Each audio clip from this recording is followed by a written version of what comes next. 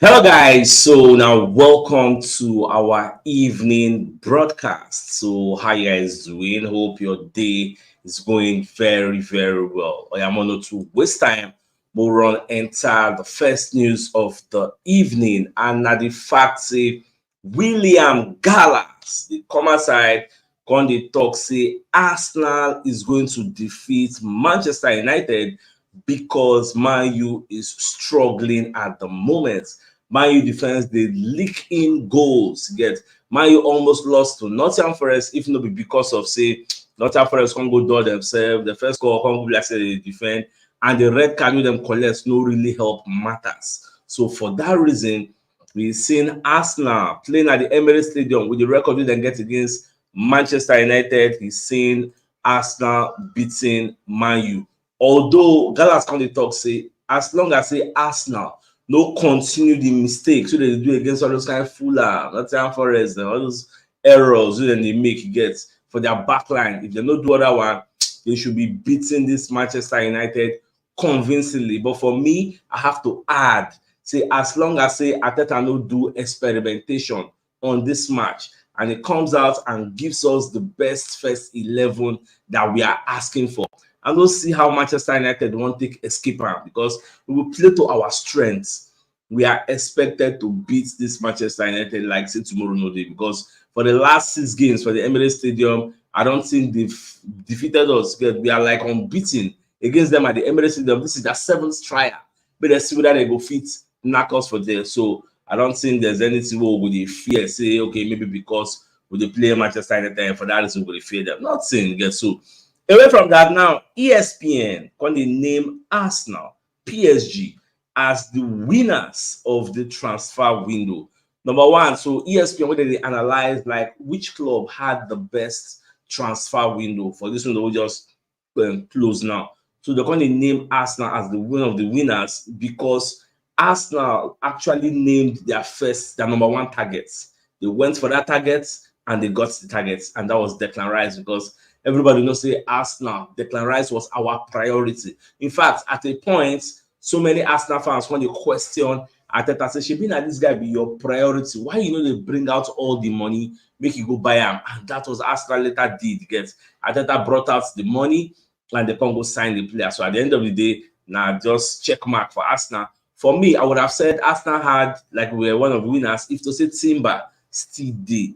But as long as Timber don't get injury and we don't really have a replacement, it just be like say we don't even sign Timber at all. So make you know they count am as maybe people will sign for this transfer window because he's not there, he's not available. So just look and say we just sign only maybe Havertz, Rice, and the likes. So Raya them. So you know comot Timber. So when you look at that, the signings we will bring in, did they really fix the problems we have? I don't think so. You get it fixed some problems, so but the major pressing problems we are talking about getting a striker that can score 25-30 goals per season. We're talking about getting a cover for Bukayo Saka. We're talking about getting another aggressive defender. In the past, they talk say, okay, we want to buy Evan Ndika. We mentioned so many centre backs. Yes, we talk say, okay, we would like to sign. At the end of the day, did we sign them? As we stand now, we are one defensive injury away from a crisis. What happens when the Saliba gets injury? Who deputizes for Saliba? That is the major question. Saliba gets an injury, maybe you drafting Ben White there. Who now plays Ben White position? You put in the Tomiyasu. What happens when people like Zinchenko gets injured? Who do you now play there? Put the Tomiyasu there. So we are just like 1-2 injury away from a disaster, away from a crisis. This is not the time where we be blaming Rob Holding again. Rob Holding is not there. So you will be left with nada, nothing. So I don't just know how Arteta did done, because me, at this point, we just pray to be lucky with injuries, with things like illnesses, so that we will manage ourselves until we get to January. Now, when we get to January, that is when we go feel say, okay, let us see whether we can sign one or two. That is the way with me. I dey say I'm not just pray more no get injury or more no get red card. It will give us 3-match ban, because when that happens, I then go see say we no get squad depth again. So away from that, so Arsenal, they can't share training pictures, because I was checking Arsenal website, so they can't post training pictures, say they are ready for Manchester United. So I see this one, Bukayo Saka with the boys, everybody they in high spirits, they're all happy. So I just see how they post everything. And well, so far so good. We are ready. Yeah, so now just make the match start tomorrow, 4:30 p.m. Nigerian time. So another thing we can give me joy that the fact say Charlie Patino, for those who know they are aware, is performing very, very well for Swansea City. You know, say Arsenal send him on loan to Swansea so that the guy will come back to Arsenal. This guy don't get like 3 assists in 4 games. Like the guy, the trend for social media, they're very, very happy with the boy.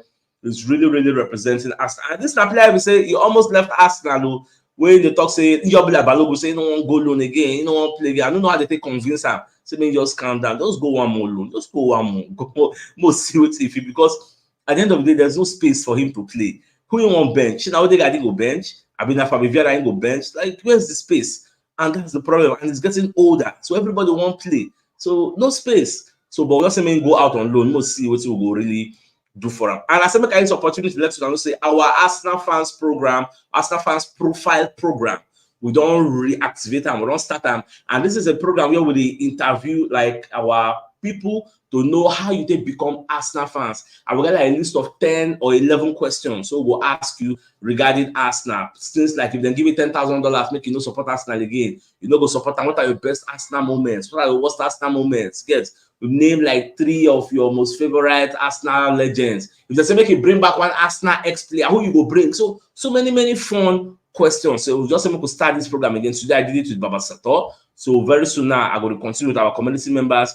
And at the same time, I want to invite some celebrities, some important people like Kosi. I want to interview Kosi. I want to interview Indian Ghana. There are so many people waiting for this Ghana sphere, like me, like this. That will this our industry. I will bring them one viewer and we will see how did they become Arsenal fans. So this is like a new segment in our show. We just want to bring back. So gradually, we will do things as they go. So now, onto the thing with the trend for Twitter now, and that is the fact. Say there is this rumor.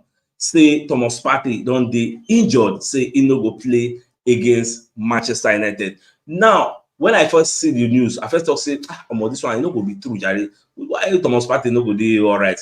Until I can't see the Metro, one of our monitoring spirits, even one of our senior managers, they let me know say Charles WhatsApp don't post time. Say Partey be like say he don't get injury for training. Some people are saying it's going to be 3 months out. Some are saying it's going to be 3 weeks. I never really know, but here are the facts of the matter. What would they hear now? We say the Ghana FA or the Ghanaian FA, you know, say international break don't reach. Normal, they're supposed to like apply for their players. Okay, Arsenal, maybe now release Thomas Partey for us, carry and go Ghana. So what did they want to talk? Say Arsenal informed them that Thomas Partey is injured, that he will be sidelined. For that reason, Ghana FA no get access to Thomas Partey. So okay, after the Manchester United match, you go fly come Ghana, come join us. So that is what is fueling the speculation. Nobody say Arsenal publish anything in the media space, but for me, I want to talk say, is this a ruse? I thought I just the wine people, you get, because this could be my opinion. Me, I just do conspiracy theory now.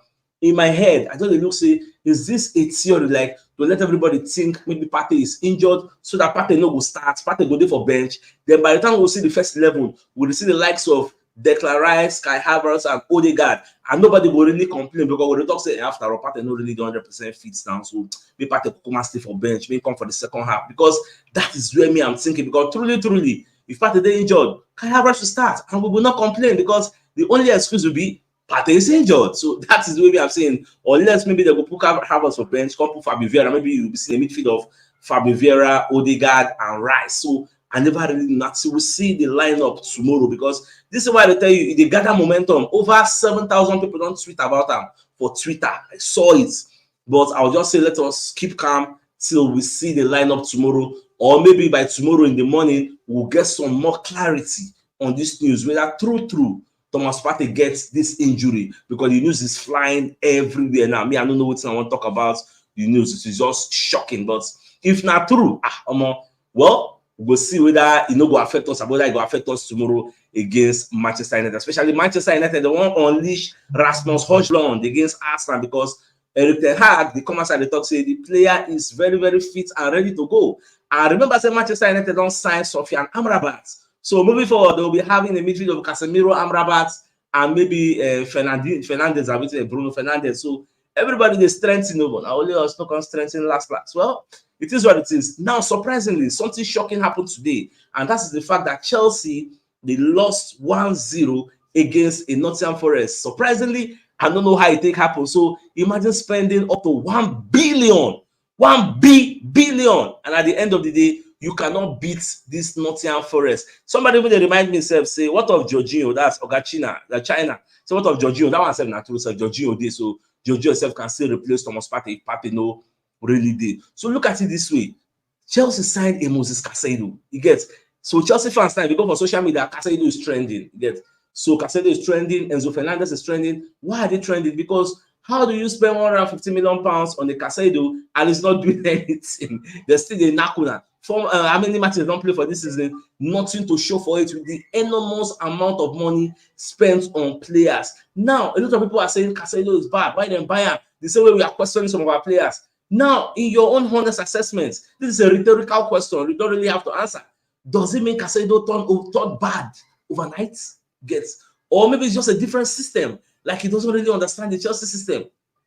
I leave that to everybody to answer, because me, I don't be surprised. How do you spend all this money? You get, even Cole Palmer is trending now on Twitter. Even Cole Palmer, everybody around spend. At the end of the day, nothing they happen there. Well, it is what it is. They happen like that. This is EPL. So away from that, Paul Merson, who is one of our legends, Paul Comer Psychology Talk say, make Liverpool sell Bukayo Saka 200 million pounds. Then make them come Arsenal, make them buy, make them sell Salah rather 200 million pounds. They made them come Arsenal, come buy Saka for 150 million pounds. When I saw these reports, the first question will come to my mind now, you know, sure say this man now Arsenal legend, because I don't understand. You cannot see Man City legends now advising another club to come, advising Real Madrid now to come and break the bank to sign Erling Haaland. Like, I don't understand. Which side of the divide are you on? Why are you asking Liverpool to come and sign Bukayo Saka, pay 150 million like Arsenal yourselves? Like, even though truly, if they splash that kind of cash, sorry to say, Arsenal may be tempted to collect the money, because Al Ittihad of Saudi Arabia offered 150 million pounds according to Sky Sports, and Liverpool turned it down, say Salah is not for sale. So the idea now is say Al Ittihad is coming again with another bumper offer. They want to offer 200 million pounds. Salah is willing to leave. So now Liverpool then will decide whether truly they want to sell the player, or they don't want to sell the player. This player is something like 32 years old.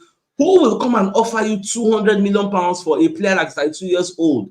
Who? So I don't think that they will see this kind of offer anytime in the nearest future. So if that happens, are we saying Arsenal will accept the money? I say make a let you know. Let me know your thoughts on waiting for Messi in the talk. Is it even nice that he's saying this kind of things in the media space, like telling a rival club to come and buy our gem and spend the money? Like, let me know your thoughts. So away from that, so the biggest news of the night is the fact that William Gallas is saying Arsenal will defeat Manchester United because Man U are struggling at the moment. Man U defense now shit at the moment. Man, I don't forget Rafael Varane, or Rafael Varane, if you like, don't get injury. So we'll be expecting people like Todibo. Todibo will be pairing with the butcher, who is Lisandro Martinez, because from what I hear, they say Ten Hag would like to play Maguire against Manchester United because we go really cause them troubles. Then the major battle I want to see in this Manchester United match is the battle between